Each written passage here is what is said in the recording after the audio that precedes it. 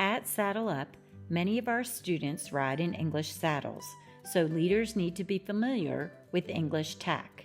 This video covers how to saddle a horse using an all-purpose, close contact, or dressage saddle. First, start with an underpad, unless you are using a grip pad, and then an underpad will not be necessary. Place your underpad long side across the horse, smoothing out any wrinkles or creases to get it as flat as possible. The front of the underpad should cover the horse's withers. Next, place your saddle pad gently over the horse's back, being sure that the spine of the pad lines up with the spine of the horse, and again that the front of the pad covers the horse's withers. Place the saddle gently up and over the horse's back, sliding it into place at the base of the withers. If you start with the saddle a little forward and slide it backwards, you will feel where it settles into place. The billet should be behind the horse's front leg. Pull the saddle pads up into the gullet of the saddle so they will not stretch tightly over the horse's withers when the rider sits in the saddle. Starting on the horse's right side, lift the saddle flap to buckle the girth to the billets. If the saddle has 3 billets, attach the girth to the outside too. Some girths have a keeper that you need to thread the billet through before sliding it into the buckle. Put the billet through the top hole of the buckle up against the roller. This is what makes the billet slide easily when adjusting the girth. Start by setting your buckle to the first hole. You can adjust this later if needed to center the girth on the horse.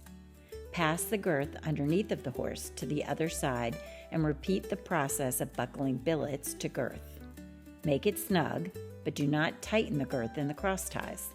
Leave room for a hand to fit between the girth and the horse, but not enough room that the girth is dangling, so the saddle will not slide on the way to the mounting area. If stirrup lengths are written down on your tack chart, please adjust them before heading to the mounting area.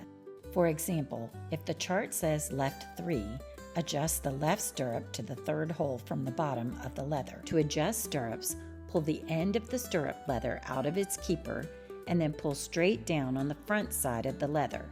Unbuckle, slide to the correct hole, and rebuckle.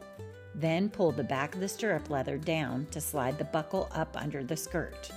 This keeps the buckle from gouging the rider's thigh. If there are no stirrup lengths written in the tack book, adjust them to where the stirrup iron is the same length as the rider's arm from fingertip to armpit. Run your stirrup up the back side of the stirrup leather and tuck the leather through the stirrup so the stirrup rests under the skirt. This keeps the stirrups from banging the horse's side while we are walking up to the mounting area. Next, put on the side pole, or if your horse wears a bridle for this lesson, ask the instructor to put on the bridle, as that is an instructor-only job. Click the link in the description box below to see a video on switching the halter for a side pole the Saddle Up way. Finally, clip the reins to the outside movable rings of the side pole on each side, making sure to be gentle when placing the reins over the horse's neck.